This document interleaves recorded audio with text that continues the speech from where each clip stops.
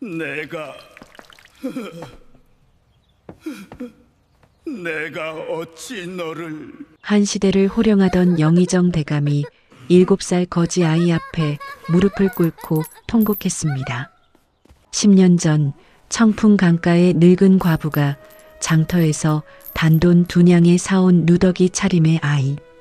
그 아이가 대체 누구였기에 한양 천하를 쥐락펴락하던 영의정의 운명을 송두리째 뒤집어 놓은 것일까요?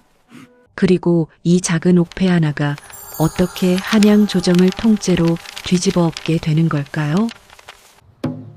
야담놀이가 계속될 수 있도록 구독과 좋아요로 응원해주세요. 자, 그럼 오늘도 감동적인 옛날 이야기 지금 바로 시작합니다. 옛날 옛적 충청도 청풍 땅에 박씨라는 늙은 과부가 살고 있었습니다. 청풍은 강이 휘돌아 흐르는 작은 고을이었습니다. 산은 푸르고 강물은 맑았으나 박씨가 사는 동네만은 늘 그늘이 졌습니다. 마을 끝자락 비탈진 언덕배기에 다 쓰러져가는 초가집 한 채. 그것이 박씨의 전부였습니다. 박씨는 올해로 57이었습니다. 머리는 이미 서리가 내렸고 등은 굽었으며 손은 거북 등껍질처럼 갈라져 있었습니다. 새벽이면 강가에 나가 빨래를 하고 낮이면 남의 집 길쌈을 거들고 밤이면 호롱불 밑에서 삭바느질을 했습니다. 박씨네가 또 강가에 나갔구먼. 저 사람은 평생 쉴 줄을 모르네. 마을 사람들은 박씨를 보면 혀를 찼습니다. 그러나 박씨는 누구를 원망하지도 신세를 한탄하지도 않았습니다. 그저 묵묵히 일을 했습니다. 박씨에게는 자식이 없었습니다. 젊은 시절 남편을 돌림병으로 잃었고 뱃속에 들어선 아이마저 사산으로 잃었습니다. 그 후 30년을 홀로 살았습니다. 마을 사람들은 박씨를 가엾이 여기면서도 한편으로는 멀리했습니다. 자식 못 본 여자는 운이 박하다잖아. 가까이 하면 우리 집까지 안 좋다네. 박씨도 그것을 알았습니다. 그래서 더욱 자기 일에만 매달렸습니다. 그렇게 한평생 외롭게 살아온 늙은 과부의 등 뒤로 그날도 청풍의 해가 무심히 저물고 있었습니다. 그날은 마침 청풍 장날이었습니다. 박씨는 모처럼 배 2피를 들고 장터에 나갔습니다. 길쌈으로 짠 배였습니다. 이걸 팔면 한 달 양식은 될 터였습니다. 장터 한쪽에서 배를 펼쳐놓고 호객을 하던 중이었습니다. 옆자리에 좌판을 편 떡장수 노파가 박씨를 보며 한숨을 쉬었습니다. 박씨, 자네는 평생 그렇게 혼자 살 텐가. 이제 와서 어쩌겠소. 팔자련이 해야지요. 자네 같은 사람이 자식이 없으니 안타까워서 그러네. 늙어서 누가 자네 등 긁어주겠나. 박씨는 배를 매만지며 고개를 저었습니다. 제 등은 제가 긁으렵니다. 그때였습니다. 떡장수 노파 옆에서 떡을 사 먹던 한 노승이 박씨를 빤히 쳐다보았습니다. 행색은 초라했으나 눈빛만은 깊은 우물처럼 맑았습니다. 노승이 천천히 입을 열었습니다. 보살님, 한 말씀 드려도 되겠소? 무슨 일이신지요?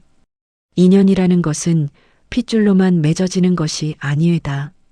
거두는 손에서 자식이 나오고 품어주는 가슴에서 어버이가 나오는 법이지요. 박씨는 영문을 몰라 노승을 바라보았습니다. 무슨 말씀이신지 잘 모르겠습니다. 노승은 빙긋 웃었습니다. 오늘 보살님이 한 생명을 거두면 그 생명이 훗날 만 사람을 살릴 것이요. 사람의 가치는 태어남이 아니라 거두어짐에 있는 법, 부디 잊지 마시오. 그러고는 발길을 돌려 사라졌습니다. 박씨는 한참을 멍하니 그 자리에 서 있다가 고개를 절레절레 저었습니다. 별 미친 중을 다 봤네. 내가 무슨 자식을 거둔다고. 박씨는 그 말을 흘려들었습니다. 자기 한 몸 건사하기도 벅찬 형편에 누구를 거둔단 말입니까? 하지만 그날의 노승의 말은 박 씨가 짐작도 못한 방식으로 다가오고 있었습니다. 청풍장터는 충청도에서도 손꼽히는 큰 장이었습니다. 강을 따라 배가 드나들었고 한양에서 영남으로 가는 길목이었기에 별별 물건이 다 모이는 곳이었습니다. 곡식, 무명, 소금, 약재, 그릇, 그리고 사람도 있었습니다. 장터 서쪽 끝 후미진 골목에 검은 천막이 쳐져 있었습니다. 그 천막 안에서는 사람을 사고 팔았습니다. 양민이라 해도 흉년이 들면 자식을 팔았고 종은 짐승처럼 거래되었습니다. 관아에서는 모르는 척 눈을 감았습니다. 천막 주인이 매달 관아에 뇌물을 바쳤기 때문입니다. 천막의 주인은 김놈이라는 자였습니다. 본래 한양에서 종거간을 하던 자였는데 무슨 일이 있었는지 10년 전쯤 청풍으로 흘러들어왔습니다. 키가 작고 눈이 가늘었으며 입술이 늘 비뚤어져 있었습니다. 사람들은 그를 두꺼비 놈이라 불렀습니다. 이놈 또 우는구나. 시끄럽다. 으흑 흑. 한 번만 더 울면 가만 안 둘 줄 알아. 천막 안에서 매서운 호통 소리가 들렸습니다. 박 씨는 배를 다 팔고 돌아가는 길에 그 천막 앞을 지나가게 되었습니다. 평소 같으면 그냥 지나쳤을 텐데 그날따라 어린아이의 울음소리가 박 씨의 발길을 잡았습니다. 박 씨는 자기도 모르게 천막 안을 들여다보았습니다. 천막 안은 어두컴컴했습니다. 한쪽에는 사슬에 묶인 장정 둘이 앉아 있었고 그 옆에는 핏기 없는 처녀 하나가 무릎을 꿇고 있었습니다. 그리고 가장 안쪽 구석에 작은 무언가가 웅크리고 있었습니다. 자세히 보니 7살이나 됐을까 싶은 여자아이였습니다. 머리는 산발이었고 옷은 누더기였습니다. 얼굴에는 흙과 검댕이 묻어 사람 얼굴인지조차 알 수가 없었습니다. 그러나 그 와중에도 두 눈만은 유난히 빛났습니다. 까만 눈동자가 박 씨를 똑바로 쳐다보았습니다. 박 씨의 가슴이 쿵 내려앉았습니다. 누구 찾으십니까? 두꺼비 노미가 천막 입구로 나오며 박 씨를 쏘아보았습니다. 박 씨는 얼른 고개를 돌렸습니다. 아, 아니요. 그냥 지나가던 길이라. 배 사러 오신 게 아니면 어서 가시오. 여기는 부녀자가 들여다볼 곳이 못 돼요. 박 씨는 발길을 돌렸습니다. 그러나 몇 걸음 가지 못하고 다시 멈춰섰습니다. 머릿속에서 그 아이의 까만 눈동자가 떠나지를 않았습니다. 그 눈은 마치 박 씨에게 무슨 말을 하고 있는 것 같았습니다. 박 씨는 잠시 망설이다가 다시 천막 쪽으로 향했습니다. 그리고 그때 마침 한 양반이 천막에서 나오며 두꺼비 노미와 이야기를 나누고 있었습니다. 저 어린 계집은 얼마요? 세냥은 받아야 합니다, 나리. 세냥? 너무 비싸지 않은가. 양민 자식이라 그렇습죠. 흉년에 부모가 굶어 죽고 떠돌다가 잡힌 아이 입죠. 이 정도면 싸게 드리는 겁니다. 세냥이라 두냥에 줄 수 없겠나? 안 됩니다요. 세냥은 받아야. 내가 다른 곳을 알아봐야겠군. 이 아이는 너무 어려서 잘 죽는다더군. 작년에 저위 마을에서 사간 아이도 한 달 만에 죽었다지. 두냥 이상은 못 주겠네. 양반이 발길을 돌리려 하자 두꺼비 노미가 다급하게 잡았습니다. 아이고 나리. 두냥 반 주십시오. 두냥 1푼만 주지. 정말 안 됩니다, 나리. 양반은 손을 휘저으며 떠나려 했습니다. 두꺼비 노미가 안절부절 못하고 있었습니다.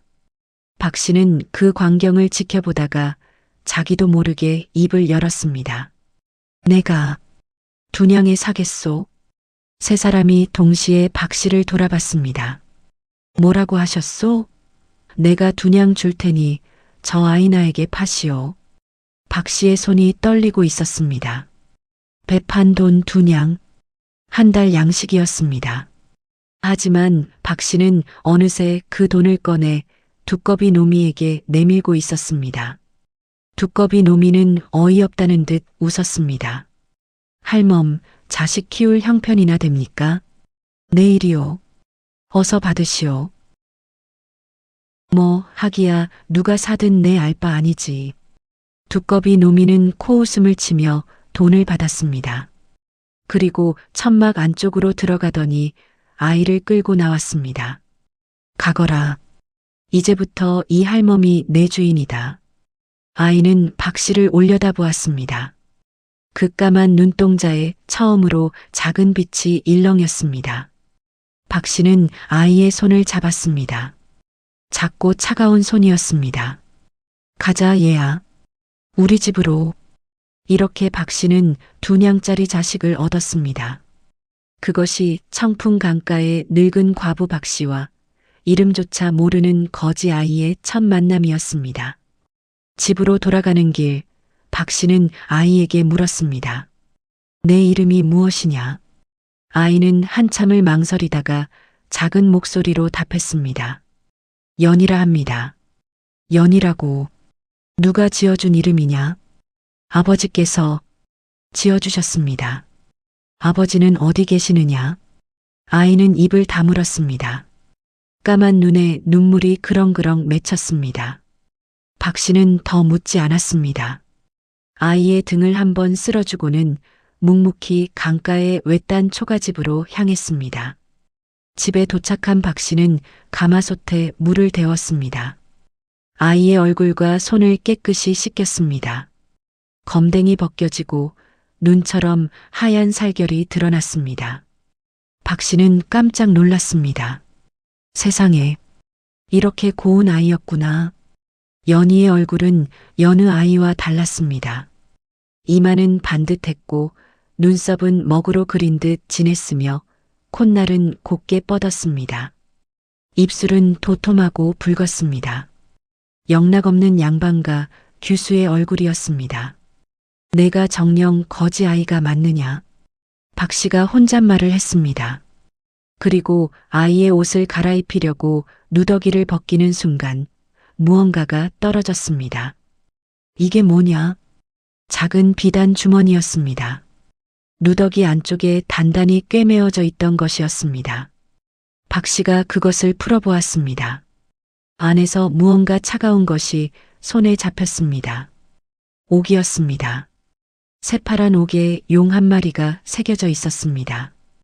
옥패의 뒷면에는 작은 글씨가 새겨져 있었습니다. 신축년 동지, 이모. 박씨는 한자를 잘 몰랐습니다. 다만 옥패의 빛깔이 예사롭지 않다는 것만은 알 수 있었습니다. 연아, 이게 무엇이냐? 연희는 잠깐 옥패를 바라보더니 갑자기 그것을 꼭 쥐었습니다. 아버지께서 주신 것입니다. 절대 잃어버리지 말라고 하셨습니다. 그래, 그래. 잘 간직하거라. 박씨는 옥패를 다시 비단 주머니에 넣었습니다. 그리고 자기 옷장 깊숙한 곳, 죽은 남편이 남긴 낡은 보따리 안에 그것을 숨겨두었습니다. 누구든 이걸 보면 안 된다. 알겠지, 연아. 네. 어머니. 연희가 처음으로 박씨를 어머니라 불렀습니다. 박씨의 눈시울이 붉어졌습니다. 그날 밤 박씨는 연희를 품에 안고 잠이 들었습니다. 아이의 작은 숨소리가 박씨의 가슴을 따뜻하게 데웠습니다. 30년을 홀로 잠들던 빈자리가 그날 처음으로 채워졌습니다. 박씨는 잠결에 중얼거렸습니다. 인연은 핏줄로만 맺어지는 것이 아니라 했지. 장터에서 만난 노승의 말이 그제야 가슴에 와 닿았습니다. 연희가 박씨네 집에 온 지 일주일이 지났을 무렵이었습니다. 그날 밤 청풍에는 비가 쏟아졌습니다. 천둥이 산을 흔들고 바람이 문풍지를 찢을 듯 몰아쳤습니다. 박씨는 연희를 품에 안고 잠이 들었습니다. 자정 무렵이었습니다. 누군가 박씨네 살인문을 두드렸습니다. 쾅, 쾅, 쾅. 박씨가 깜짝 놀라 일어났습니다. 누구시오? 이 밤중에. 문 좀 열어주시오. 길 가던 나그네인데 비를 좀 피하고자 하오.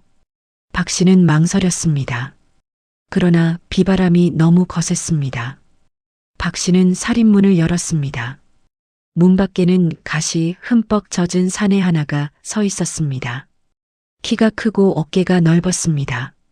행색은 평범한 길손이었으나 눈매가 매서웠습니다.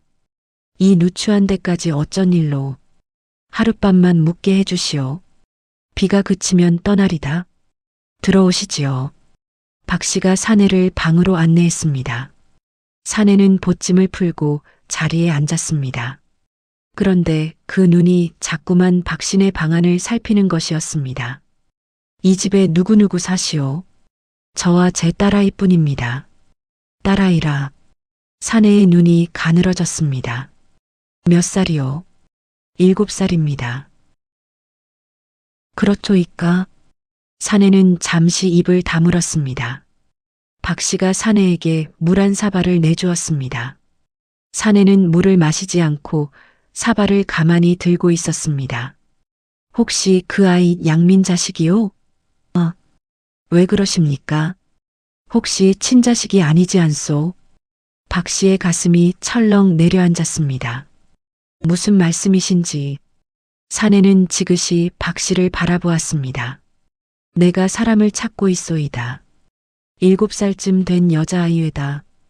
한양에서 청풍까지 흘러왔다는 소문을 듣고 왔소. 박 씨의 손이 떨리기 시작했습니다. 그런 아이는 본 적이 없습니다. 잘 생각해 보시오. 그 아이를 찾으면 큰 상이 있소. 모릅니다. 정말 모릅니다. 사내는 빙긋 웃었습니다. 그러나 그 웃음은 따뜻하지 않았습니다. 잘 알겠소이다. 그럼 오늘 밤만 묵고 가리다. 사내는 보찜에 머리를 베고 누웠습니다. 그러나 박 씨는 알 수 있었습니다. 사내는 잠을 자지 않고 있었습니다. 눈을 감은 채로 귀를 기울이고 있었습니다. 박 씨는 옆방의 연희에게 살그머니 갔습니다. 아이를 깨워 작은 목소리로 말했습니다. 연아, 잘 들어라. 이 어미가 시키는 대로 해야 한다. 어머니, 무슨 일이세요? 지금 우리 집에 무서운 사람이 들어와 있다. 너를 찾으러 온 사람이야. 옷장 뒤편 비밀 공간에 들어가 있거라. 거기서 한마디도 내지 말고 숨어 있어야 한다. 연희의 까만 눈에 두려움이 일었습니다. 그러나 아이는 고개를 끄덕였습니다. 네, 어머니. 박 씨는 연희를 옷장 뒤편의 비밀 공간에 숨겼습니다. 그것은 죽은 남편이 살아 생전 만들어 놓은 곳이었습니다. 별난이 일면 양식을 숨기려고 만든 것이었는데 한 사람이 들어가 앉을 정도는 되었습니다. 박 씨는 옷장 문을 닫고 그 앞에 무거운 배틀을 끌어다 놓았습니다. 그리고 다시 옆방으로 와 모르는 척 자리에 누웠습니다. 새벽이 되었습니다. 사내가 일어나 자리를 정돈했습니다. 신세 많이 졌소이다. 별 말씀을요. 그 아이 정말 못 보았소이까? 박 씨가 고개를 저었습니다. 못 봤습니다.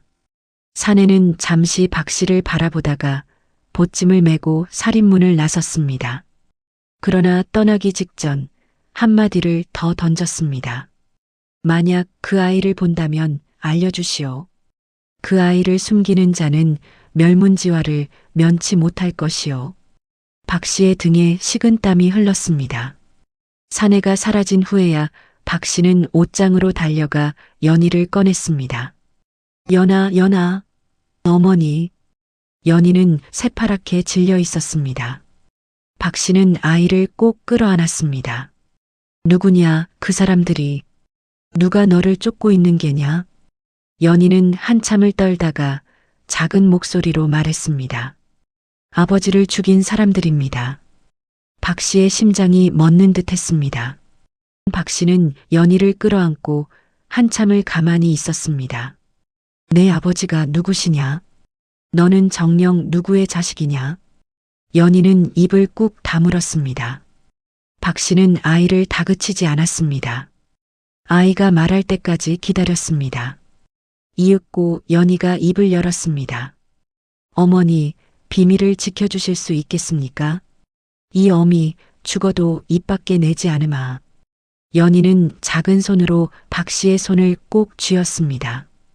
제 본래 이름은 이연희입니다. 제 아버지는 한양 좌의정 이대감이셨습니다. 박 씨가 숨을 들이켰습니다. 좌의정이라면 정승 중에서도 가장 높은 자리, 한양 조정의 실세 중의 실세였습니다. 좌의정 어른께서 어찌 너 같은 어린 것이 이런 곳에, 작년 봄에 아버지께서 영모제로 몰리셨습니다. 우리 집안 모두가 죽었습니다. 어머니도 오라버니도 언니들도 모두. 연희의 까만 눈에서 굵은 눈물이 흘렀습니다. 저는 유모의 손에 이끌려 도망쳤습니다. 유모께서 저를 데리고 한양 밖으로 나가셨지요.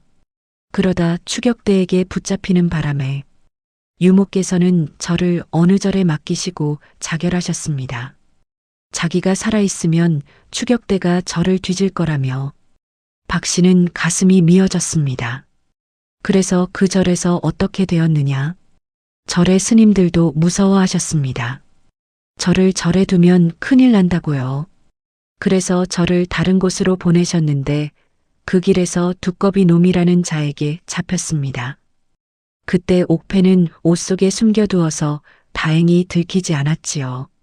이 옥패가 무엇이냐? 우리 집안의 신분 증표입니다.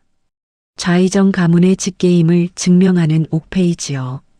이것은 가문에 한 점밖에 없는 것입니다. 박 씨는 비단 주머니에서 옥패를 꺼냈습니다. 새파란 옥에 새겨진 용은 위엄이 있었습니다. 글씨도 또렷했습니다. 신축년 동지에 새긴 것입니다. 제가 태어난 날에 아버지께서 손수 새기셨다고 합니다. 그래서 누가 너를 쫓는 것이냐? 연희의 입술이 떨렸습니다. 우리 가문을 멸문시킨 자입니다. 영의정 박일준 대감, 본래 아버지의 절친한 벗이셨다고 합니다. 그러나 권력에 눈이 멀어 거짓 영모를 고했지요. 아버지께서는 죄가 없으십니다. 100번을 죽어도 죄가 없으십니다. 연희가 흐느꼈습니다. 박 씨는 아이의 등을 쓸어주었습니다. 그래, 알았다. 제가 살아있다는 것을 박일준 대감이 알면 가만두지 않을 것입니다. 옥패가 제 손에 있는 한 언제든 가문을 다시 일으킬 수 있다는 뜻이니까요. 박 씨는 한참 동안 침묵했습니다. 비는 어느새 그쳤고 동이 트고 있었습니다. 새벽 닭이 울었습니다. 박 씨가 깊은 한숨을 내쉬었습니다. 연아, 이 어미가 너를 어떻게 키워야 할지 모르겠다. 어머니, 이 어미는 가난한 과부일 뿐이다. 한양 영의정과 맞설 힘이 없다. 너를 보호할 만한 능력도 없어. 차라리 너를 다른 곳으로 보내는 것이. 안 됩니다, 어머니. 연희가 박 씨의 옷자락을 붙잡았습니다. 이 세상에서 저를 안아준 것은 어머니뿐이십니다. 저를 둔양에 사주신 것은 어머니뿐이십니다. 어머니께서 저를 버리시면 저는 정말 갈 곳이 없습니다. 박 씨의 눈에서 눈물이 흘렀습니다. 하지만 연아, 너를 키우다가 저들에게 들키면 우리 둘 다 죽는다. 그래도 어머니와 함께 죽겠습니다. 연아, 박 씨는 아이를 꼭 끌어안았습니다. 다음 날 아침 박 씨는 마을의 늙은 점쟁이를 찾아갔습니다. 칠성 할머니라 불리는 사람이었는데 점도 잘 보고 입도 무거운 사람이었습니다. 칠성 할미, 내가 큰일을 만났네. 한 가지 점만 봐주시게.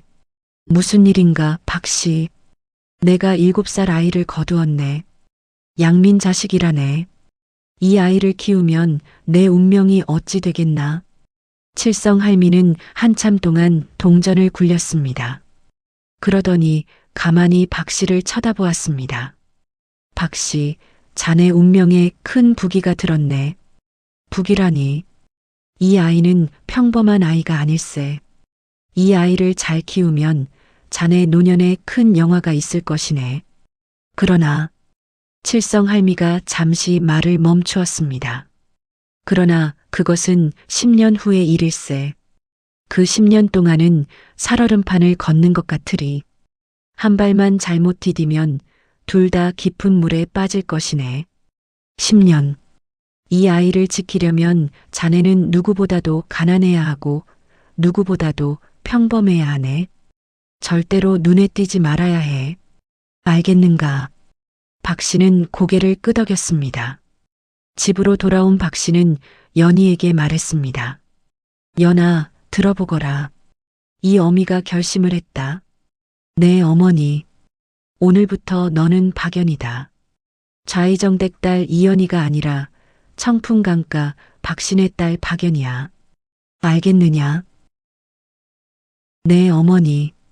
옥패는 절대로 꺼내서는 안 된다. 10년이 지난 후에 다시 이야기하자. 그동안 너는 그저 평범한 시골 아이로 살아야 한다. 연희는 고개를 끄덕였습니다. 이 어미가 너를 지킬 것이다. 이 늙은 몸이 부서지더라도 너 하나만은 살려놓을 것이다. 그것이 이 어미가 너에게 줄 수 있는 전부다. 연희는 박 씨의 품에 얼굴을 묻고 흐느꼈습니다. 박 씨도 함께 울었습니다. 그날 박 씨는 결심했습니다. 이 아이를 평생 자기 자식으로 알고 자기 자식으로 키우기로. 한양의 정승댁 따님이 아니라 청풍 강가의 박신의 딸로. 박 씨는 곧장 행동에 옮겼습니다. 먼저 마을 사람들에게 연희를 알렸습니다. 우리 친정 조카네 자식이라오. 어미 아비가 다 돌림병으로 죽어서 갈 데가 없다고 해서 내가 데려왔지요. 아이고 박 씨, 자네 한 몸 건사하기도 힘든데 나도 자식 한번 키워보고 싶었으니 됐소. 마을 사람들은 의심하지 않았습니다. 박 씨가 평생 외롭게 살아온 것을 다 알고 있었기 때문입니다. 다만 연희의 고운 얼굴을 보고는 한 번씩 놀랐습니다. 세상에 친정 조카네 딸이라더니 어찌 이렇게 곱누. 우리 친정 쪽에 미인이 좀 많지요. 박 씨는 능청스럽게 받아넘겼습니다. 그러나 박 씨는 속으로 두려웠습니다. 연희의 얼굴이 너무 고왔습니다. 시골 아이로 보이지 않을 정도였습니다. 박 씨는 머리를 굴렸습니다. 다음 날부터 박 씨는 연희에게 일을 시켰습니다. 손에 흙을 묻히게 했고 햇볕에 그을리게 했고 누더기를 입혔습니다. 일부러 머리도 빗기지 않았습니다. 연아, 미안하다. 이게 다 너를 살리는 길이다. 괜찮습니다, 어머니. 저는 아무렇지도 않습니다. 연희는 정말 아무렇지도 않은 듯 일을 했습니다. 7살 아이가 강가에 나가 빨래를 했고 산에 올라가 나무를 캤고 배틀에 앉아 길쌈을 거들었습니다. 그 작은 손이 거칠어졌습니다. 박 씨는 아이의 손을 잡고 울었습니다. 이 고운 손이 어찌 이렇게... 어머니, 울지 마십시오. 이 손이 어머니를 도와드릴 수 있어 기쁩니다. 연희는 한 번도 불평하지 않았습니다. 한 번도 자기 본래 신분을 내보이지 않았습니다. 양반가 규수로 자란 아이가 시골 아이의 흉내를 너무도 잘 냈습니다. 박 씨는 그것이 더 가슴 아팠습니다. 어린 것이 무엇이 그리 한이 깊었기에 저렇게 잘도 숨길까? 박 씨는 마음속으로 결심했습니다. 내 너를 반드시 지키리라. 내 모든 것을 던져서라도. 그날 밤 박 씨는 연희를 재워놓고 옷장에서 옥패를 꺼냈습니다. 새파란 옥이 호롱불빛에 영롱하게 빛났습니다. 이놈, 이 작은 옥 하나가 한 가문의 운명이라니. 박 씨는 옥패를 가슴에 품었습니다. 그리고 하늘을 향해 빌었습니다. 하늘이여, 부디 이 아이를 지켜주소서. 이 늙은 몸으로는 부족한 줄 알지만 제가 가진 모든 것을 다해 이 아이를 키우겠나이다. 부디 10년만 무사히 보내게 해주소서. 박 씨는 옥패를 다시 비단 주머니에 넣어 옷장 안가장 깊숙한 곳에 숨겼습니다. 그리고 그 위에 죽은 남편의 도포를 덮어두었습니다. 이렇게 박 씨와 연희의 10년이 시작되었습니다. 박씨네 마을에서 10리쯤 떨어진 곳에 작은 절이 하나 있었습니다. 청룡사라고 했습니다. 산 중턱에 자리 잡은 작고 한적한 절이었는데 주지 스님은 백발이 성성한 노승이었습니다. 법명은 무진대사였습니다. 연희가 박씨네 집에 온 지 2달이 지났을 무렵 박씨는 산에 나무를 캐러 갔다가 청룡사를 지나치게 되었습니다. 절 마당에 한 노승이 빗자루질을 하고 있었습니다. 박씨는 합장을 하고 인사를 했습니다. 안녕하시옵니까, 스님. 노승이 고개를 들었습니다. 박씨가 깜짝 놀랐습니다. 그것은 2달 전 청풍 장터에서 만났던 그 노승이었습니다. 오, 보살님. 스님, 어찌 여기 계십니까? 이 늙은 중이 이 산에 있은 지 40년이 되었지요. 보살님과 인연이 있어 그날 장터에 잠시 내려갔던 것이외다. 박씨는 그 자리에 무릎을 꿇었습니다. 스님, 그날 스님 말씀대로 제가 한 아이를 거두었습니다. 그런데 그 아이가 아무 말씀 마시오, 보살님. 무진대사가 빙긋 웃었습니다. 이 늙은 중이 이미 다 알고 있소이다. 스님께서 걱정 마시오. 이 입은 무덤보다 무거우니 다만 한 가지만 부탁드리겠소이다. 무엇이든지 말씀하시지요. 아이를 가끔 이 절로 보내시오. 그를 가르치겠소. 무예도 가르치겠소. 양반가의 법도도 가르치겠소. 이 늙은 중이 본래 한양 사람이에다. 젊었을 적에는 학문을 좀 했지요. 박씨가 의아해 물었습니다.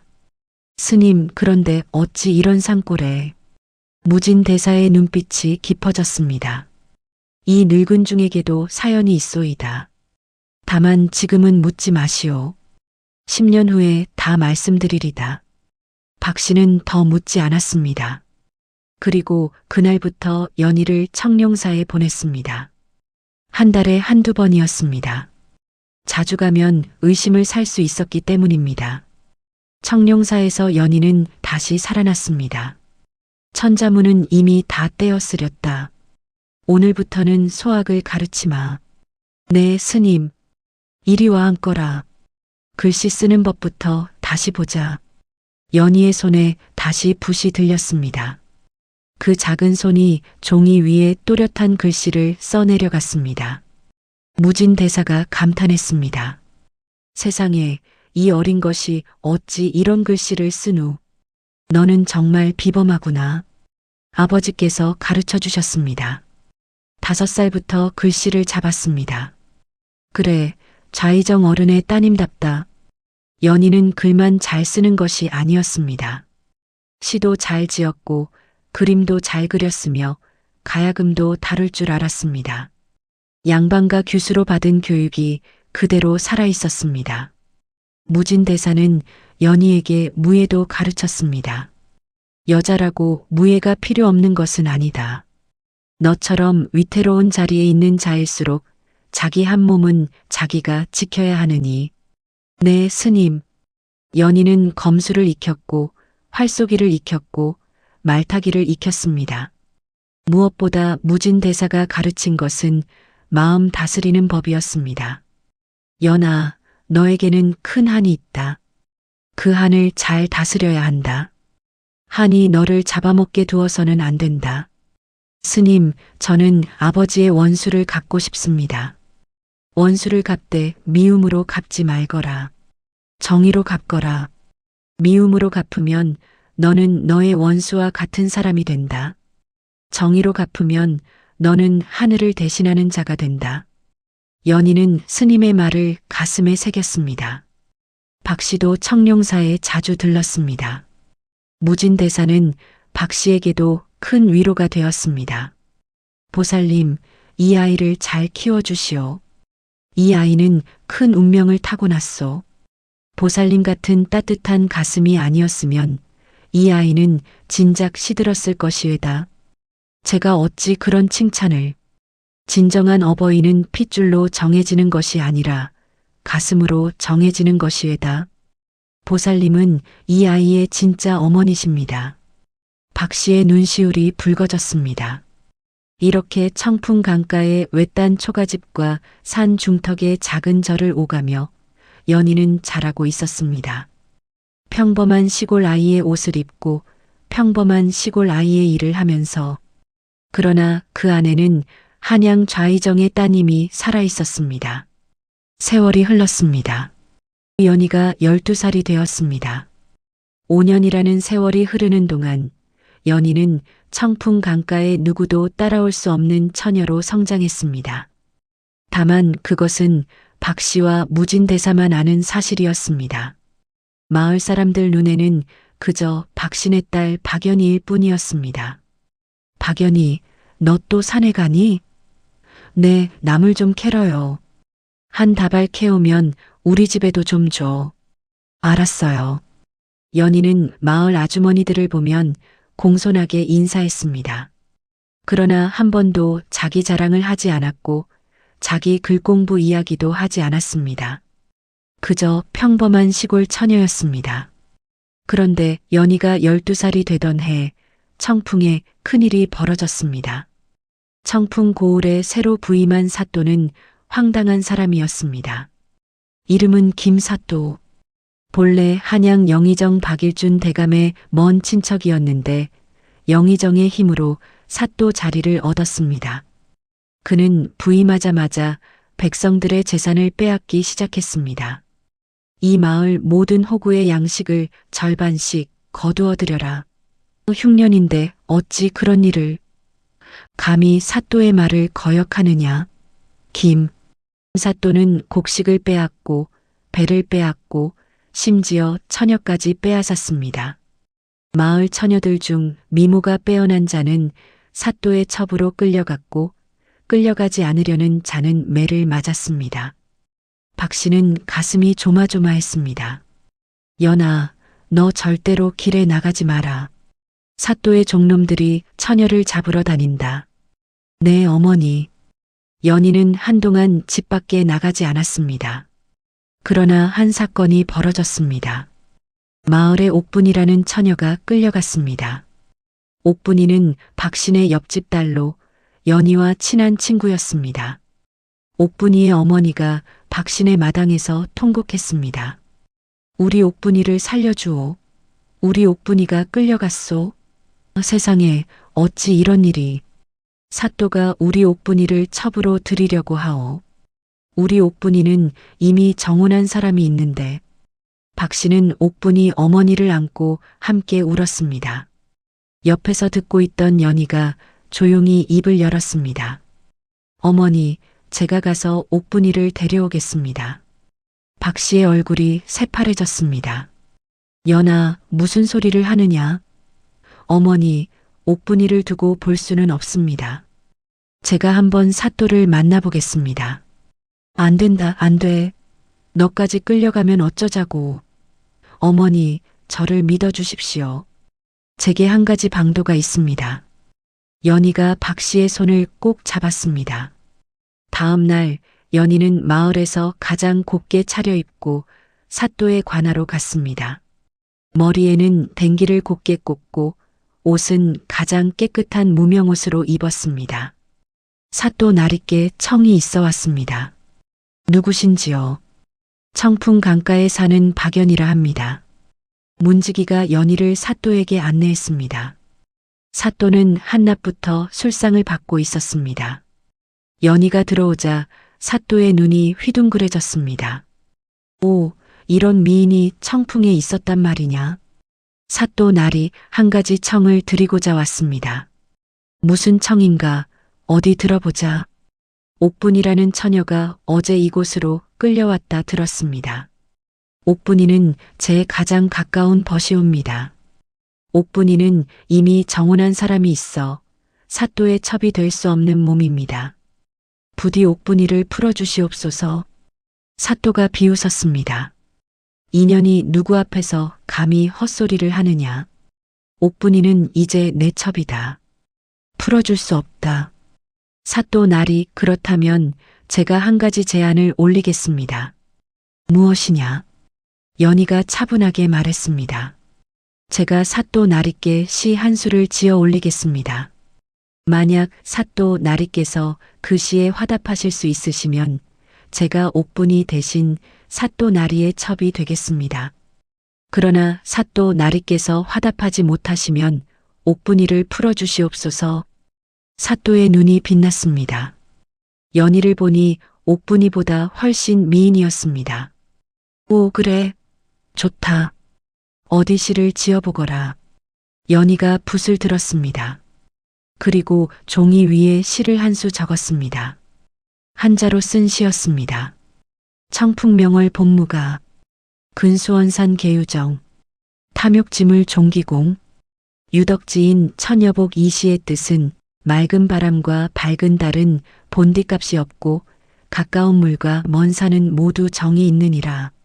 탐욕으로 얻은 물건은 끝내 공허한 대로 돌아가고 오직 덕이 있는 사람에게만 하늘이 복을 내리느니라. 사또의 얼굴이 새빨개졌습니다. 네, 내년이 감히. 사또 나리, 이제 화답해 주시지요. 사또는 화답할 수가 없었습니다. 본래 사또라는 자는 영의정의 친척이라는 이유로 자리만 차지한 자였지 학문이 깊은 자는 아니었습니다. 한자를 겨우 읽을 줄 알았을 뿐 시를 짓는 능력은 없었습니다.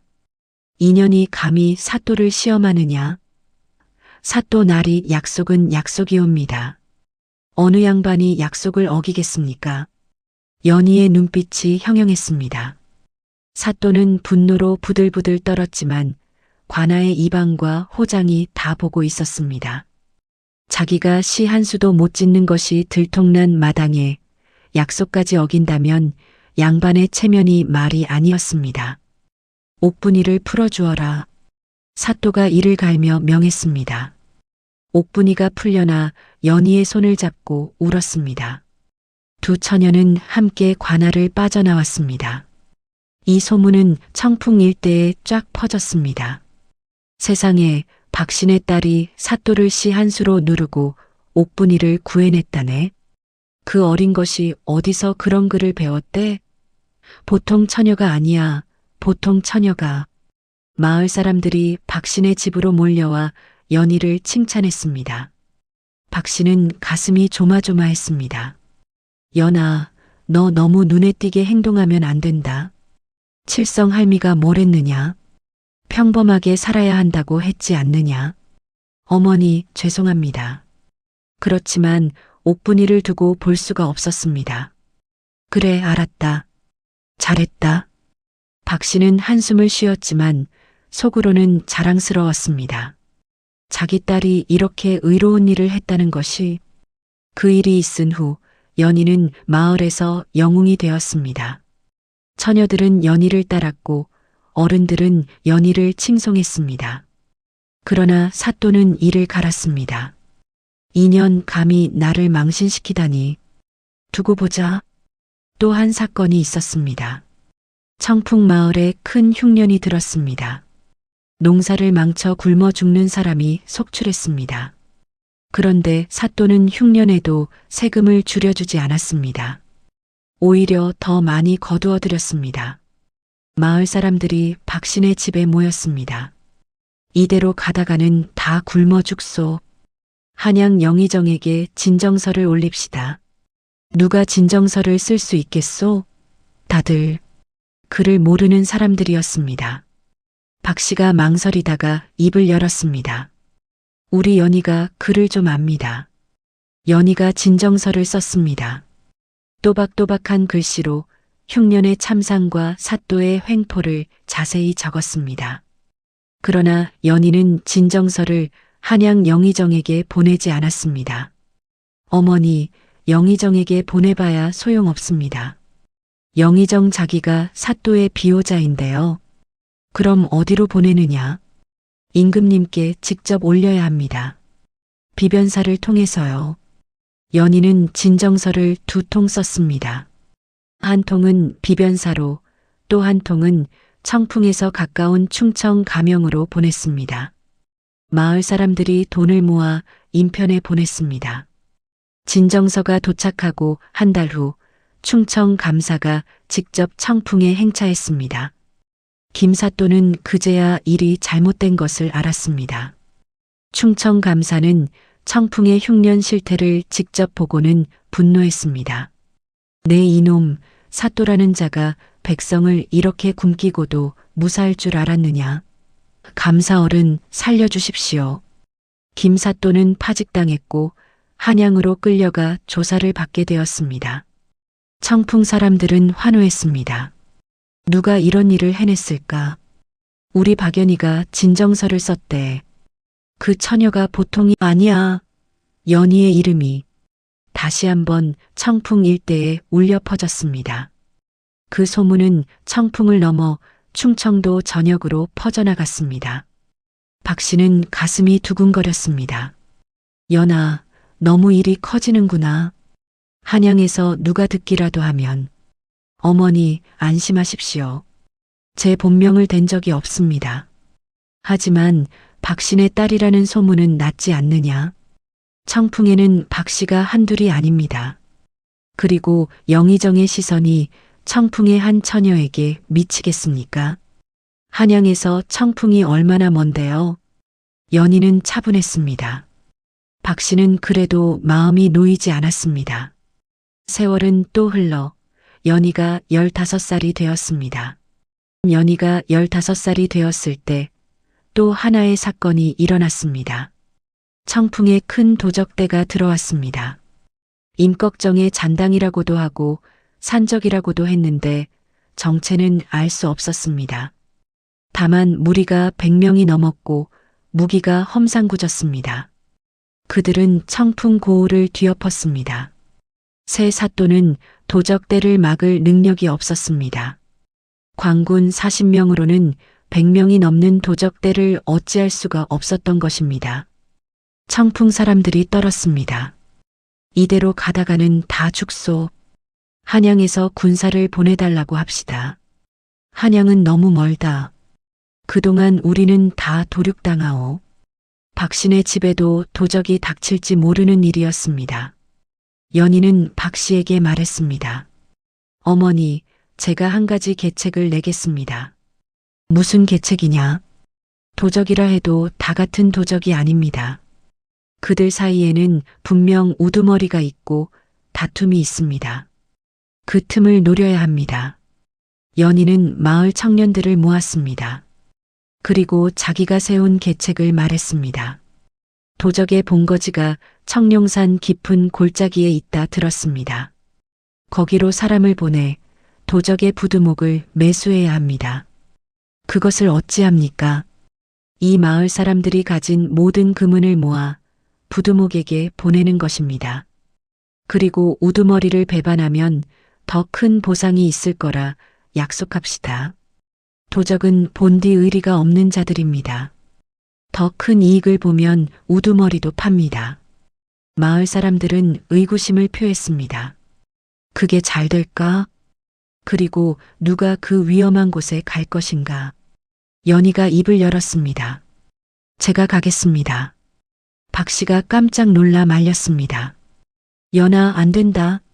도적의 소굴에 어찌 처녀를 보내느냐? 어머니, 제가 가야 합니다. 처녀가 가야 도적도 방심합니다.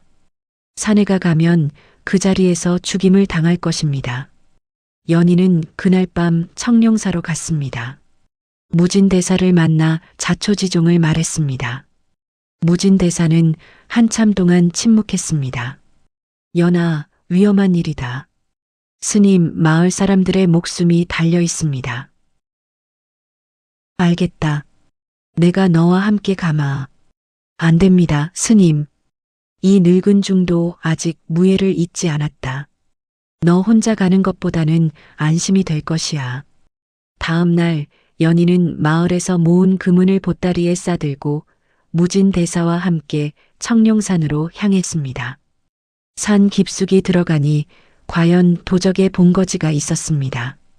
토굴 같은 본거지에서 도적 100여 명이 술을 마시고 있었습니다. 누구냐? 도적의 보초가 칼을 들이댔습니다.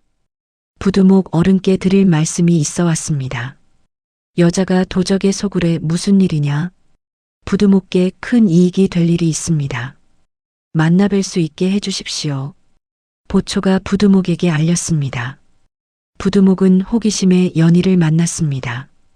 부두목은 험상궂게 생긴 사내였는데 눈에는 욕심이 가득했습니다. 내 인연 무슨 일이냐? 부두목 어른, 마을 사람들이 어른께 이 금은을 바치고자 합니다. 연희가 보따리를 풀었습니다. 금괴와 은괴가 빛났습니다. 부두목의 눈이 휘둥그레졌습니다. 이게 다 무엇이냐? 청풍 마을 사람들이 모은 것입니다. 청풍을 떠나주신다면 이 모든 것을 어른께 드리겠습니다. 다만 한 가지 조건이 있습니다.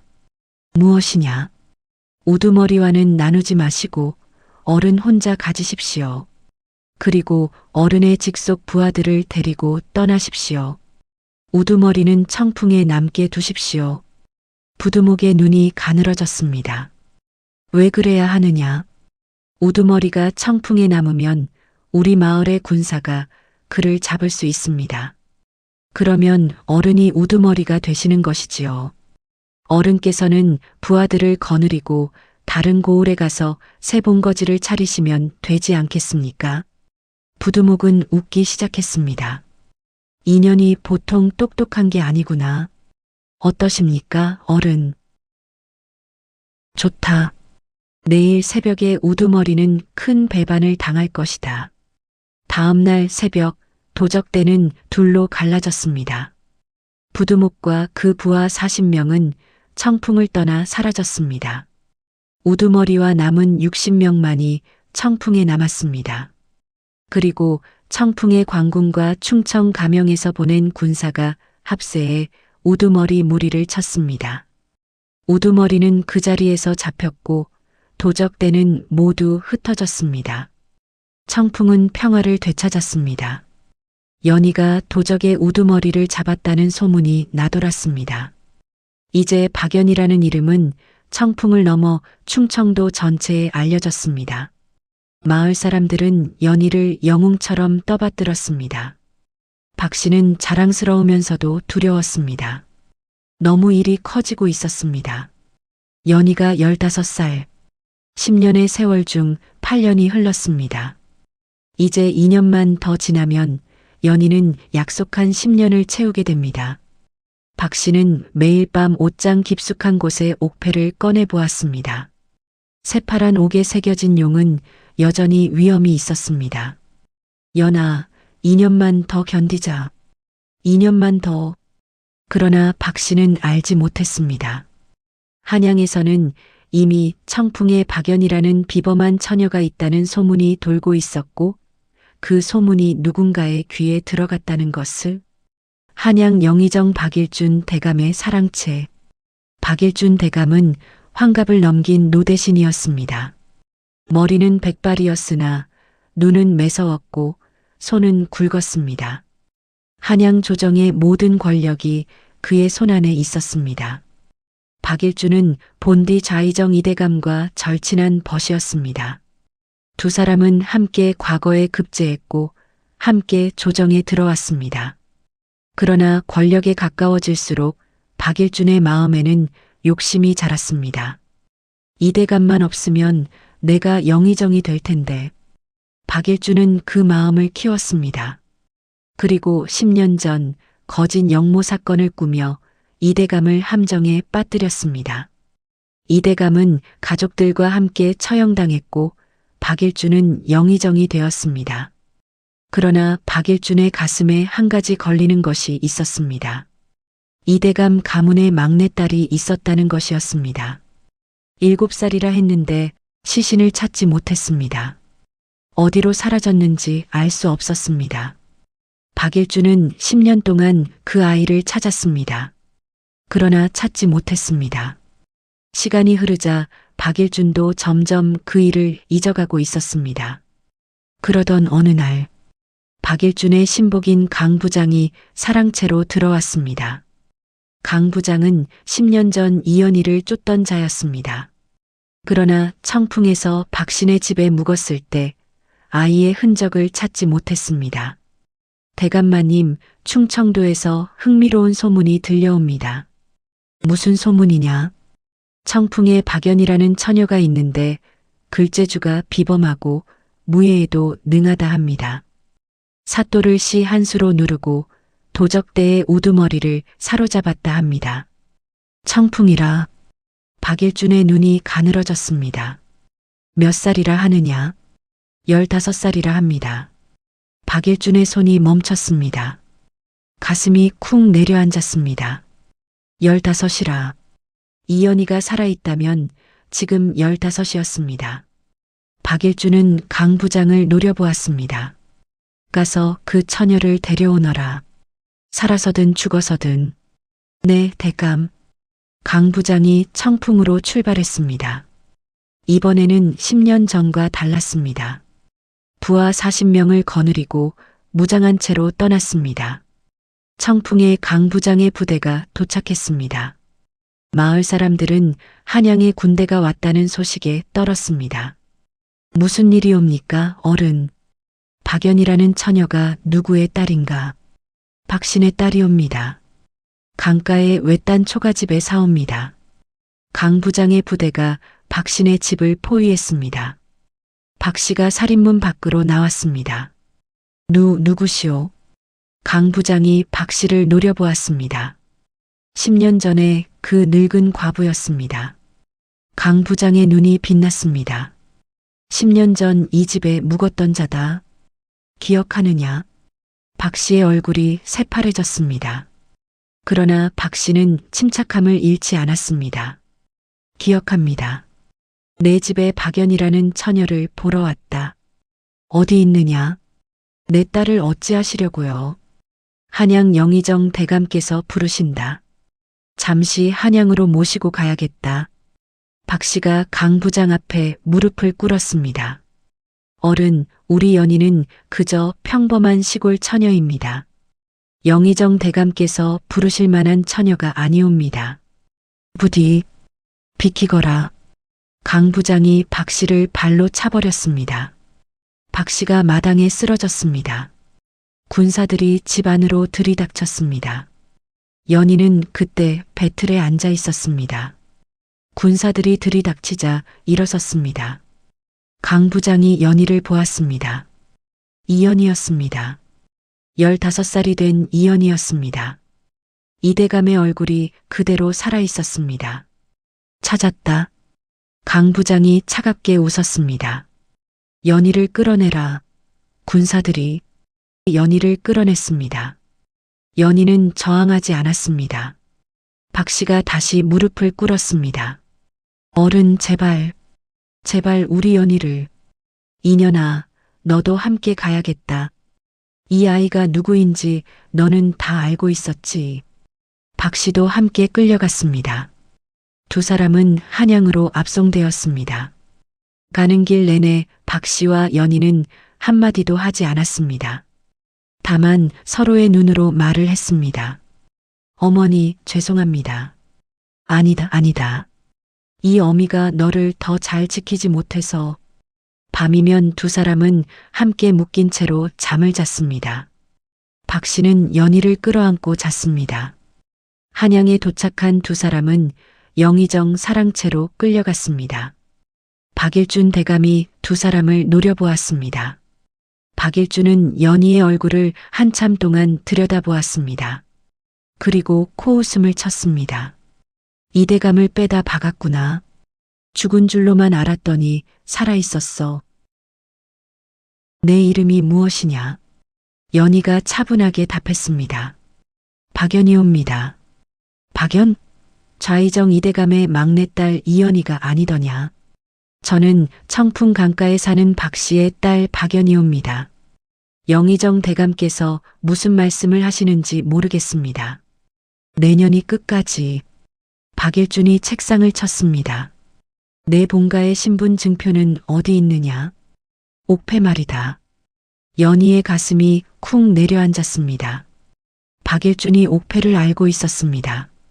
박 씨는 더 가슴이 떨렸습니다. 무슨 옥패 말씀이옵니까?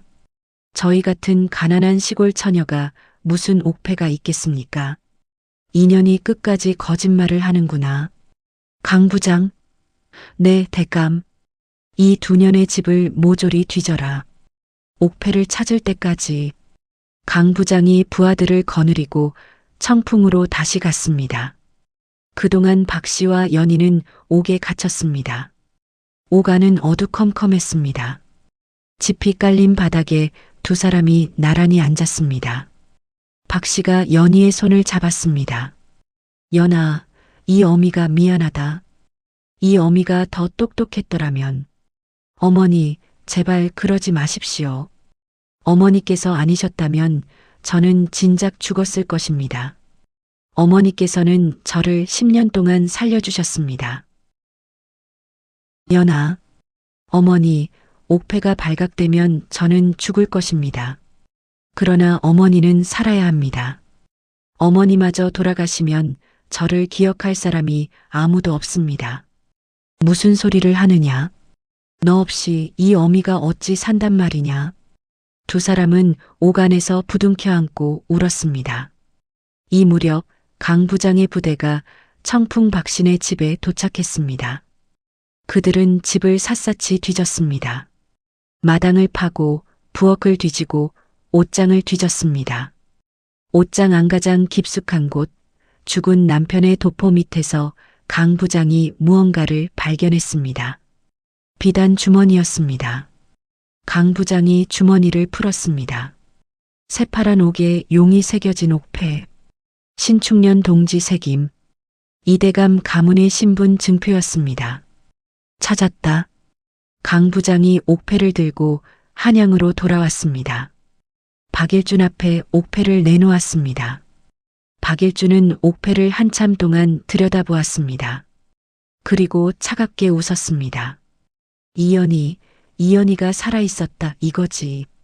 그 옥패만 없애면 이 일은 영원히 묻힐 것이다. 박일준은 옥에 가서 연희를 끌어냈습니다.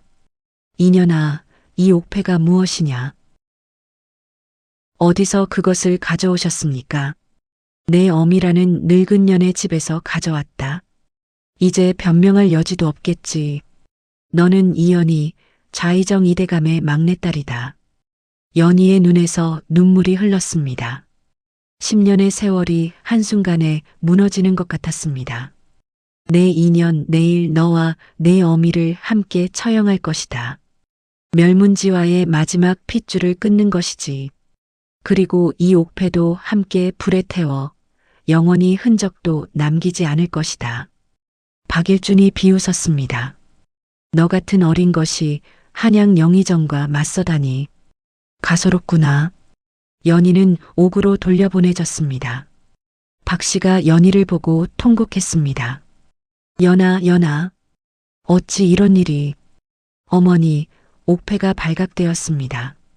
내일 처형이라 합니다. 박 씨가 정신을 잃을 뻔했습니다. 연희가 어머니를 부축했습니다. 어머니, 정신 차리십시오. 연아, 미안하다. 이 어미가 옥패를 더 잘 숨겼어야 했는데.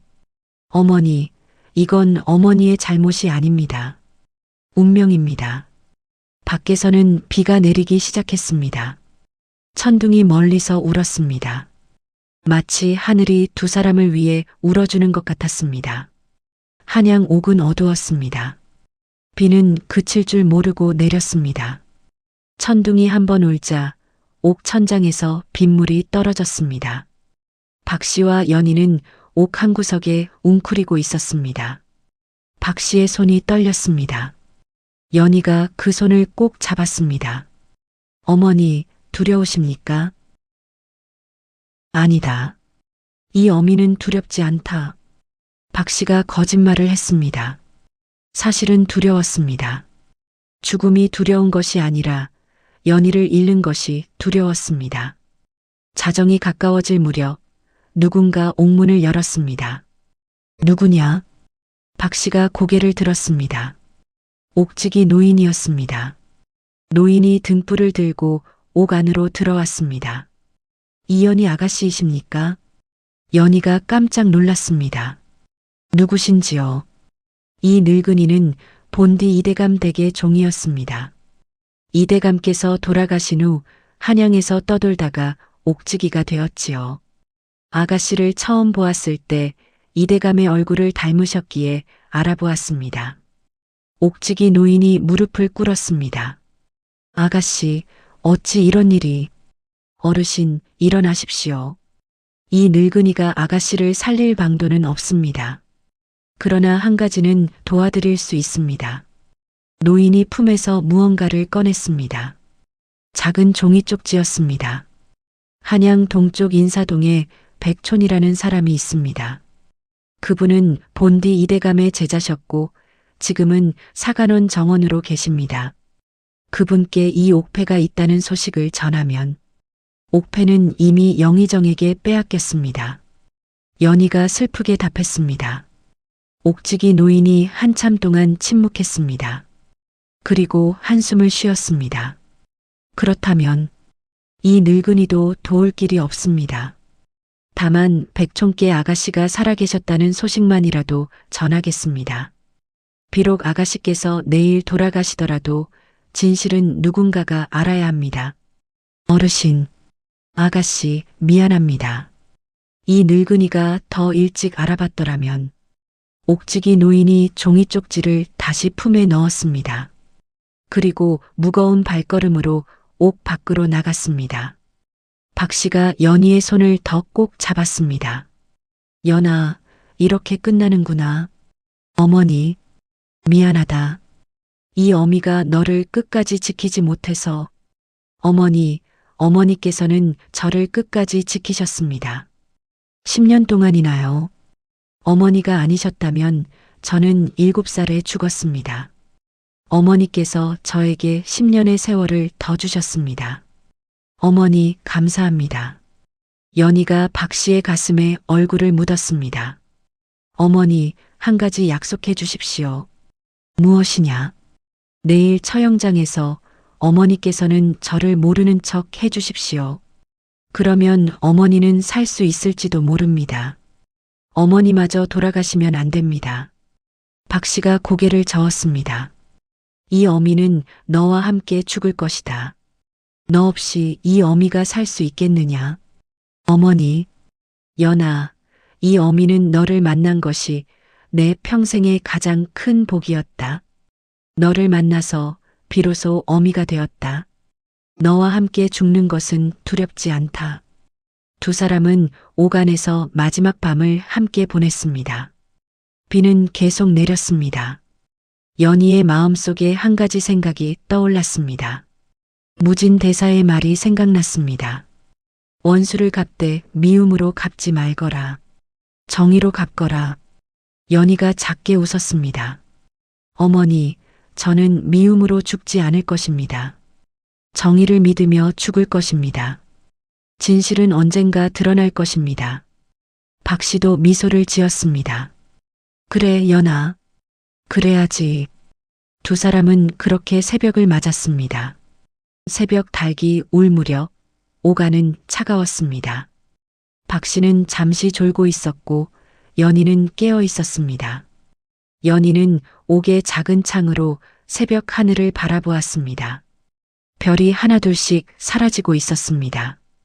곧 동이 틀 것입니다. 그리고 사형 집행 시간이 다가오고 있었습니다. 연희의 마음에 만 가지 생각이 스쳤습니다. 아버지의 얼굴이 떠올랐습니다. 5살에 글씨를 가르쳐 주시던 아버지, 7살이 되던 해 옥패에 글씨를 새겨주시던 아버지. 연아, 이 옥패는 우리 가문의 신분 증표다. 무슨 일이 있어도 잃어버려서는 안 된다. 네, 아버지. 그 옥패는 이제 박일준의 손에 있었습니다. 그리고 곧 불에 타 사라질 것이었습니다. 연희의 눈에서 눈물이 흘렀습니다. 아버지, 죄송합니다. 제가 옥패를 지키지 못했습니다. 그때 박 씨가 잠결에 무어라 중얼거렸습니다. 연희가 어머니의 얼굴을 바라보았습니다. 박 씨의 늙은 얼굴에는 깊은 주름이 패어 있었습니다. 10년 동안 연희를 지키느라 더욱 깊어진 주름이었습니다. 박 씨는 잠결에도 연희의 손을 꼭 쥐고 있었습니다. 연희는 어머니의 얼굴을 한참 동안 바라보았습니다. 그리고 깨달았습니다. 어머니가 저의 진짜 어머니이십니다. 핏줄이 아니어도 연희의 진짜 어머니였습니다. 10년 동안 자기를 거두어 주신 분, 자기를 위해 모든 것을 희생하신 분, 박 씨 어머니가 자기의 진짜 어머니였습니다. 장터에서 만났던 노승의 말이 떠올랐습니다. 인연이라는 것은 핏줄로만 맺어지는 것이 아니외다. 거두는 손에서 자식이 나오고 품어주는 가슴에서 어버이가 나오는 법이지요. 그렇구나. 어머니가 저를 거두어 주셨고 저는 어머니의 자식이 되었구나. 연희가 박 씨의 손을 꼭 쥐었습니다. 그 순간 연희의 마음속에 한 가지 깨달음이 번개처럼 스쳤습니다. 옥패는 신분 증표일 뿐이었습니다. 옥패가 없어진다고 해서 자기가 좌의정 이대감의 딸이 아닌 것은 아니었습니다. 옥패가 있어야만 진실이 드러나는 것은 아니었습니다. 진실은 다른 곳에 있을 수도 있었습니다. 연희는 갑자기 무언가를 떠올렸습니다. 어릴 적 아버지께서 하셨던 말씀이었습니다. 연아, 이 세상에는 옥패보다 더 강한 증표가 있단다. 무엇이옵니까, 아버지? 진실을 아는 사람의 증언이다. 옥패는 잃을 수 있고 빼앗길 수 있지만 사람의 기억은 그 누구도 빼앗을 수 없느니라. 아버지의 진실을 아는 사람들. 연희의 눈이 번쩍 뜨였습니다. 10년 전 아버지께서 영모로 몰리셨을 때 그것이 거짓이라는 것을 아는 사람들이 있었을 것입니다. 박일준이 거짓 증거를 만들어냈다는 것을 아는 사람들이 있었을 것입니다. 옥지기 노인이 말한 백촌어른, 사간원 정원이라 했습니다. 사간원이라면 임금의 잘못을 직간하는 자리, 그가 진실을 안다면 임금에게 직접 고할 수 있을 것입니다. 그리고 또 한 사람이 있었습니다. 무진대사. 무진대사도 본디 한양 사람이라 하셨습니다. 어쩌면 그분도 무언가를 알고 계실지 모릅니다. 연희가 박 씨를 깨웠습니다. 어머니, 어머니. 연아, 무슨 일이냐? 어머니, 아직 희망이 있습니다. 무슨 소리냐? 곧 처형이 시작될 텐데. 어머니, 옥지기 어른께 부탁을 드려야 합니다. 한 시간만 시간을 늦춰달라고요. 박 씨가 의아해했습니다. 연희가 박 씨에게 자기 생각을 말했습니다. 옥지기 어른은 본디 우리 가문의 종이었다 하셨습니다. 그분께서 백촌 어른께 소식을 전하시겠다 하셨습니다. 만약 백촌 어른께서 1시간 안에 임금님께 직접 고하실 수 있다면. 하지만 처형은 정오라 했다. 1시간을 어찌 늦춘단 말이냐. 옥지기 어른께 부탁드려 보겠습니다. 그분도 우리 가문에 대한 의리가 있으십니다. 연희가 옥지기 노인을 불렀습니다. 옥지기가 다시 옥 안으로 들어왔습니다. 무엇이옵니까, 아가씨? 어르신, 한 가지 부탁이 있습니다. 연희는 자기 계획을 옥지기에게 말했습니다. 옥지기 노인의 눈이 빛났습니다. 아가씨, 이 늙은이가 1시간을 벌어드리겠습니다.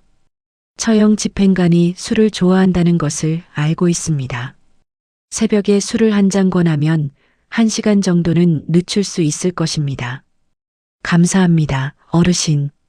그리고 이 늙은이가 백촌 어른께 즉시 달려가겠습니다. 다만 백촌 어른께서 임금님을 1시간 안에 뵙는 것은 어려울 수도 있습니다. 하늘이 도우실 것입니다. 옥지기 노인이 옥 밖으로 사라졌습니다. 연희가 박 씨의 손을 꼭 잡았습니다. 어머니, 마지막 도전입니다. 이것이 실패하면 우리는 죽습니다. 그러나 성공하면 어찌 되느냐? 진실이 드러납니다. 그리고 박일준이 무너집니다. 박 씨가 고개를 끄덕였습니다. 하늘이 우리 편이실 것이다. 옥창 밖에서 동이 트고 있었습니다. 옥지기 노인은 즉시 인사동으로 달렸습니다. 백촌 어른의 집을 찾아 문을 두드렸습니다. 백촌 어른, 백촌 어른. 문이 열리고 한 중년의 양반이 나왔습니다. 그가 백촌이었습니다. 사간원 정원 백정원. 본디 좌의정 이대감의 수제자였습니다. 누구신지요? 이른 아침에. 어르신, 이연희 아가씨가 살아계십니다. 백정원의 눈이 휘둥그레졌습니다. 무슨 말씀이신지. 이대감 댁 막내따님 이연희 아가씨가 살아계십니다. 10년 동안 청풍에서 시골 과부의 딸로 자라셨는데 어제 영의정 박일준의 부하에게 잡혀와 옥에 갇혔습니다. 오늘 정오에 처형되십니다. 백정원의 손이 떨렸습니다. 틀림없으시오? 이 늙은이가 직접 보았습니다. 이대감의 얼굴을 그대로 빼다 박으셨습니다. 백정원이 잠시 생각하더니 결심한 듯 말했습니다. 어르신, 임금님께 직간하겠소이다. 다만 시간이 부족하오. 새벽 조회는 이미 끝났을 것이오. 어르신, 제가 처형 집행을 1시간 늦추도록 손을 써놓았습니다. 1시간이라. 백정원이 갓을 다시 쓰고 즉시 궁궐로 향했습니다. 그러나 임금을 뵙는 것은 쉽지 않았습니다. 사간원 정원이 임금을 직접 만나려면 먼저 승정원을 거쳐야 했고 승정원에는 박일준의 사람이 있었습니다. 그런데 이 무렵 또 다른 사람이 한양으로 달려오고 있었습니다. 청룡사의 무진대사였습니다. 사실 무진대사는 청풍에서 박씨와 연희가 잡혀간 것을 그날 밤 알았습니다. 즉시 한양으로 출발한 것이었습니다. 무진대사는 사흘 밤낮을 쉬지 않고 달려 새벽에 한양에 도착했습니다. 무진대사는 곧장 종묘로 향했습니다. 종묘에는 임금이 자주 행차하는 곳이었습니다. 마침 그날 새벽 임금이 종묘에 행차한다는 소식을 들었기 때문입니다. 종묘 입구에서 무진대사가 무릎을 꿇었습니다. 호위병이 무진대사를 막았습니다. 누구냐? 어디서 온 늙은 중이냐? 임금님께 직간할 말이 있어 왔소이다. 이 미친 중을 끌어내라. 호위병이 무진대사를 끌어내려 했습니다. 그런데 그때 임금의 가마가 도착했습니다. 임금은 늙은 승려가 무릎을 꿇고 있는 것을 보았습니다. 무슨 일이냐? 전하, 이 늙은 중이 직간할 말이 있다 하옵니다. 들어보자. 임금이 가마에서 내렸습니다. 무진대사가 임금 앞에 엎드렸습니다. 전하, 10년 전 좌의정 이대감의 영모 사건은 거짓이옵니다. 영의정 박일준이 꾸민 모함이옵니다. 임금의 얼굴이 굳었습니다. 이 늙은 중이 어찌 그것을 아느냐? 이 늙은 중이 본디 한양 사람이었사옵니다. 본디 사헌부의 검열관이었사옵니다. 10년 전 이대감의 영모 사건을 조사하던 중 모든 증거가 조작된 것임을 알게 되었사옵니다. 그 사실을 박일준에게 고하니 박일준이 이 늙은 중을 죽이려 하였사옵니다. 이 늙은 중이 도망쳐 청풍의 작은 절에 숨어 살았사옵니다. 10년 동안 그 진실을 가슴에 품고 살았사옵니다. 임금의 손이 떨렸습니다. 증거가 있느냐? 이 늙은 중이 죽기 전에 모아둔 박일준의 친필 서신이 있사옵니다. 박일준이 부하들에게 거짓 증거를 만들라 명한 서신이옵니다. 무진대사가 품에서 누런 종이를 꺼냈습니다. 10년 전의 서신이었습니다. 임금이 그 서신을 보았습니다. 박일준의 친필이 분명했습니다. 임금이 한참 동안 침묵했습니다. 그리고 천둥 같은 목소리로 외쳤습니다. 오늘 정오의 모든 처형을 중지하라. 그리고 영의정 박일준을 즉시 옥에 가두어라. 정오가 가까워졌습니다. 처형장은 한양 동대문 밖에 있었습니다. 박씨와 연희는 묶인 채로 끌려 나왔습니다. 두 사람의 옷은 이미 흰색 수의로 갈아입혀져 있었습니다. 처형 집행관은 술이 거나하게 취해 있었습니다. 새벽에 옥지기가 권한 술 때문이었습니다. 1시간이 늦어졌습니다. 박일준 대감도 직접 처형장에 나와 있었습니다. 옥패를 손에 들고 있었습니다. 처형이 끝나면 옥패도 불에 태울 작정이었습니다. 어서 시작하라. 박일준이 명했습니다. 처형 집행관이 칼을 들었습니다. 박 씨는 눈을 감았습니다. 연희도 마찬가지였습니다. 그때였습니다. 멈춰라. 임금님의 어명이시다. 천둥 같은 외침이 처형장에 울렸습니다. 한 무리의 군사가 말을 달려 처형장에 들이닥쳤습니다. 그 선두에 한 어사가 있었습니다. 어사는 누구일까요? 바로 사간원 정원 백정원이었습니다. 백정원은 임금의 어명을 받고 어사로 임명되어 처형장으로 달려왔습니다. 오늘 정오의 모든 처형을 중지하라. 영의정 박일준은 즉시 어명을 받들라. 박일준이 얼굴이 새파래졌습니다. 이게 무슨... 박일준 10년 전 좌의정 이대감을 모함한 죄, 사실 증거를 위조한 죄, 무고한 가문을 멸문시킨 죄, 그리고 어제 청풍의 박연이라는 처녀를 사사로이 잡아온 죄. 모든 죄가 임금님께 고해졌다. 백정원이 박일준 앞에 섰습니다. 옥패를 내놓아라. 박일준이 비틀거렸습니다. 그러나 그는 끝까지 발버둥쳤습니다. 이놈, 백정원 내놈이 감히. 박일준, 이미 임금께서 모든 증거를 보셨소. 영의정 자리는 박탈되었으며 즉시 옥에 갇히게 되었소이다. 백정원이 군사들에게 명했습니다. 박일준을 묶어라. 군사들이 박일준을 포박했습니다. 박일준은 무릎을 꿇었습니다. 내가 어찌... 연희가 박일준 앞에 섰습니다. 묶였던 손이 풀린 채로 백정원이 그녀의 손에 옥패를 쥐어주었습니다. 새파란 옥에 새겨진 용. 10년 만에 다시 그녀의 손에 돌아온 옥패였습니다. 박일준 대감, 연희가 차분하게 말했습니다. 제가 누구인지 아십니까?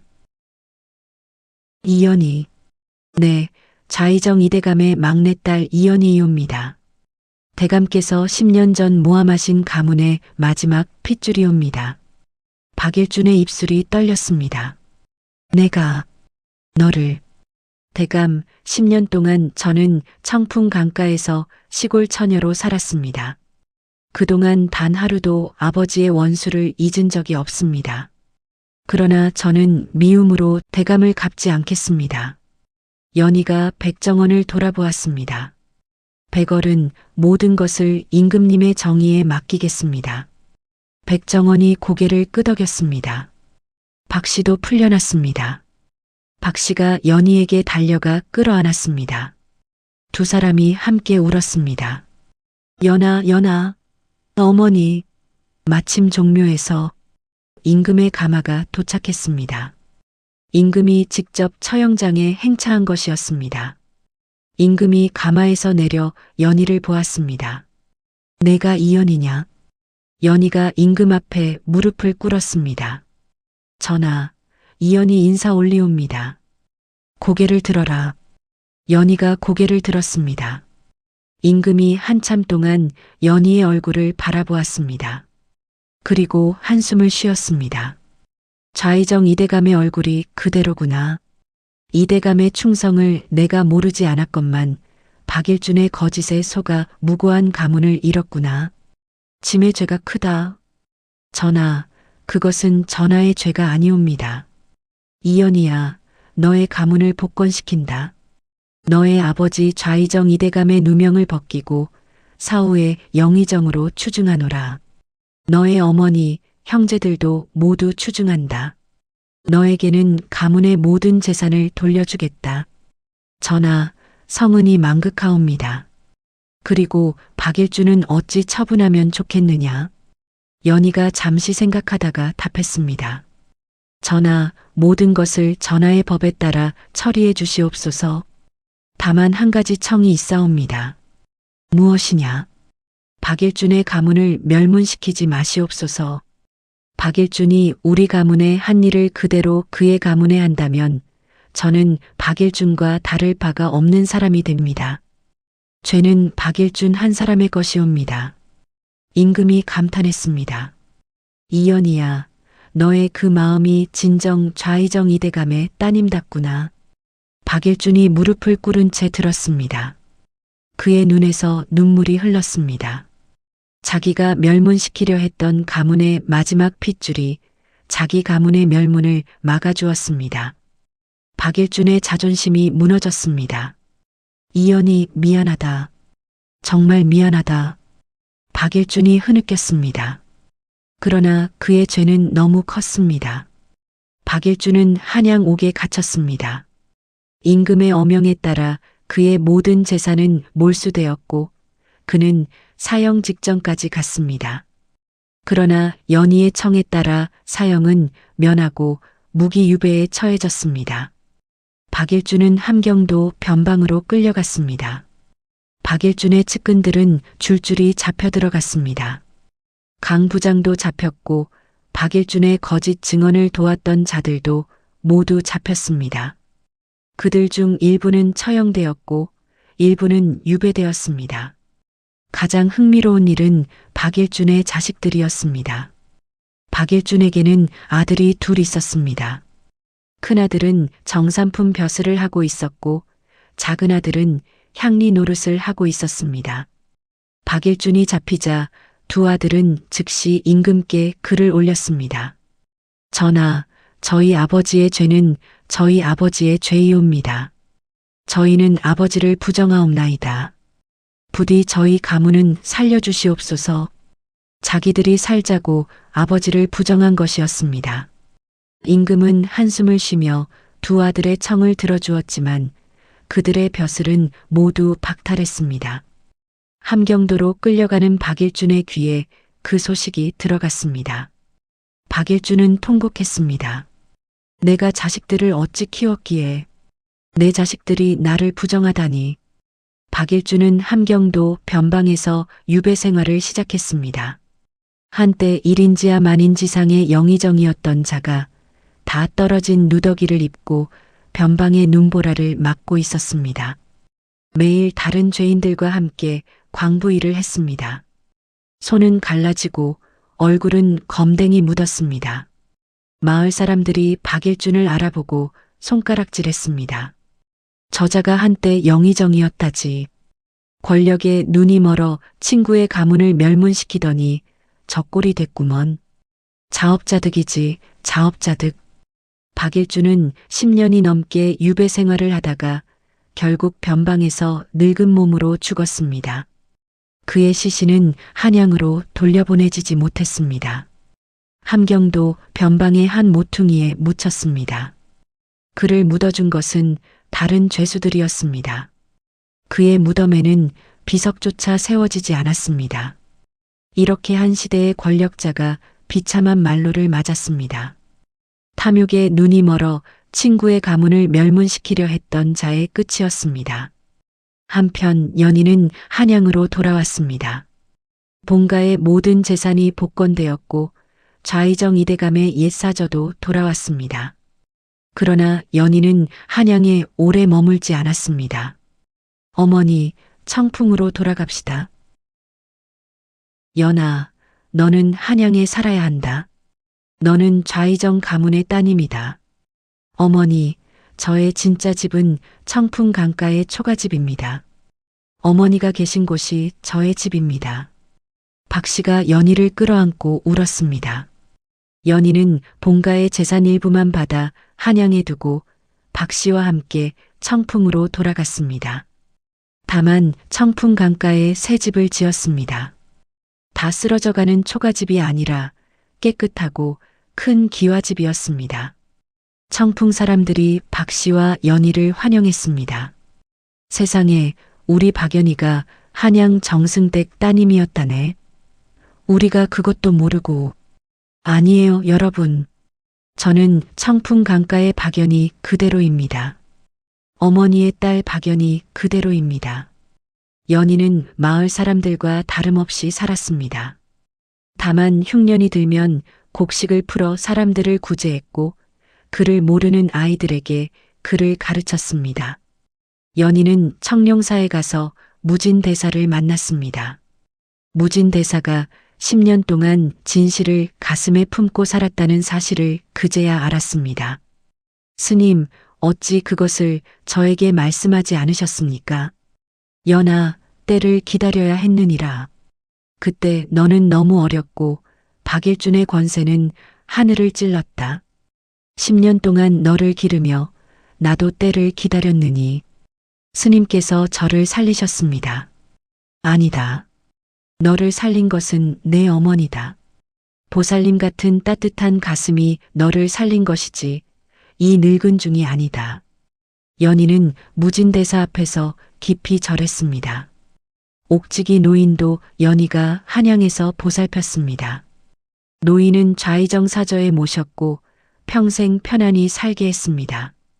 백정원은 임금의 신임을 얻어 사간원 대사관을 거쳐 끝내 좌의정에 올랐습니다. 그가 좌의정이 되자 연희는 마음으로 큰 위로를 받았습니다. 아버지께서 살아계신 것 같았기 때문입니다. 연희의 옥패, 새파란 옥에 용이 새겨진 그 옥패는 좌의정 이대감의 가묘에 함께 묻혔습니다. 아버지께서 직접 새겨주신 것이었기 때문입니다. 세월이 흘렀습니다. 연희가 20살이 되던 해 좋은 혼처가 들어왔습니다. 한양의 명망 있는 학자 가문의 자제였습니다. 임금이 직접 중매를 섰습니다. 연희는 한양에서 큰 잔치를 치르고 시집을 갔습니다. 연희는 시집을 가서도 박 씨를 모셨습니다. 박 씨는 한양 사돈댁에 함께 가지는 않았으나 연희가 자주 청풍에 와서 박 씨를 배웠습니다. 또 박 씨를 한양으로 자주 모셔갔습니다. 박 씨는 한양에서도 늘 청풍 옷을 입었습니다. 무명 치마 저고리에 머리는 그대로 쪽을 졌습니다. 한양 사돈댁 사람들이 처음에는 박 씨를 어찌 대해야 할지 몰랐습니다. 그러나 연희의 한결같은 효심을 보고는 모두가 박 씨를 어머니로 모셨습니다. 내 어머니가 곧 우리 어머니다. 연희의 시아버지가 그렇게 말했습니다. 박 씨는 한양에서도 청풍에서도 어디서나 어머니로 대접받았습니다. 연희가 첫 아이를 낳았습니다. 딸이었습니다. 연희는 아이의 이름을 박미양이라 지었습니다. 본가의 성을 따르지 않고 박 씨의 성을 따랐습니다. 내 첫 아이의 성은 어머니의 성을 따르겠습니다. 박 씨가 깜짝 놀랐습니다. 연아, 그러면 안 된다. 너는 좌의정 가문의 후손이 아니냐? 어머니께서 저를 거두지 않으셨다면 저는 없습니다. 어머니가 저의 진짜 어머니이시고 박 씨가 저의 진짜 성씨입니다. 이 아이의 성은 박 씨여야 합니다. 박 씨가 흐느꼈습니다. 박 씨의 평생 가장 큰 영광이었습니다. 박 씨는 그 후로도 15년을 더 살았습니다. 72살에 청풍 강가의 새 기와집에서 평안히 눈을 감았습니다. 마지막 순간에 박 씨의 곁에는 연희와 박미양이가 있었습니다. 어머니, 연아, 이 어미는 너를 만난 것이 평생의 가장 큰 복이었다. 박 씨가 미소 지으며 눈을 감았습니다. 연희는 박 씨를 청풍 강가의 양지 바른 언덕에 모셨습니다. 그리고 매년 청풍에 와서 박 씨의 묘에 절을 올렸습니다. 청풍 사람들은 박 씨를 두고 이렇게 말했습니다. 한 사람을 품으면 한 가문이 살아난다더니 우리 박 씨네 어른이 그 산 증인이시지. 연희는 평생 박 씨를 어머니로 섬겼습니다. 청풍 강가의 2냥짜리 거지 아이가 한 가문을 다시 일으키고 한 어머니를 평생 모셨습니다. 그 이야기는 청풍 일대의 전설로 남았습니다. 거지 행색의 7살 아이가 2냥에 팔리던 그 천막. 비탈진 언덕배기에 다 쓰러져가는 초가집. 그 모든 것이 거짓말처럼 사라지고 그 자리에는 따뜻한 가족과 평화로운 마을이 있었습니다. 이 이야기는 청풍 강가에서 오늘날까지도 전해지고 있습니다. 인연이라는 것은 핏줄로만 맺어지는 것이 아닙니다. 거두는 손에서 자식이 나오고 품어주는 가슴에서 어버이가 나오는 법이지요. 2냥짜리 거지 아이를 거둔 늙은 과부의 따뜻한 가슴이 한 가문을 다시 일으켰고 한 사람의 정성이 1000사람의 운명을 바꾸어 놓았습니다. 탐욕은 자식까지도 등을 돌리게 만들고 사랑은 핏줄이 아니라도 어버이를 만드는 법입니다. 박일주는 영의정의 자리를 가졌으나 끝내 자식에게 부정당했고 박씨는 가난한 과부의 자리에 있었으나 평생 효녀의 손에 안겼습니다. 오늘날에도 우리는 이 이야기를 잊지 말아야 할 것입니다. 사람의 가치는 태어남에 있는 것이 아니라 거두어짐에 있는 것이라는 것을, 그리고 따뜻한 가슴 하나가 한 사람의 일생을, 나아가 한 가문의 운명을 바꿀 수 있다는 것을 말입니다. 다음 영상을 빠르게 만나보시려면 좋아요와 구독을 눌러주세요.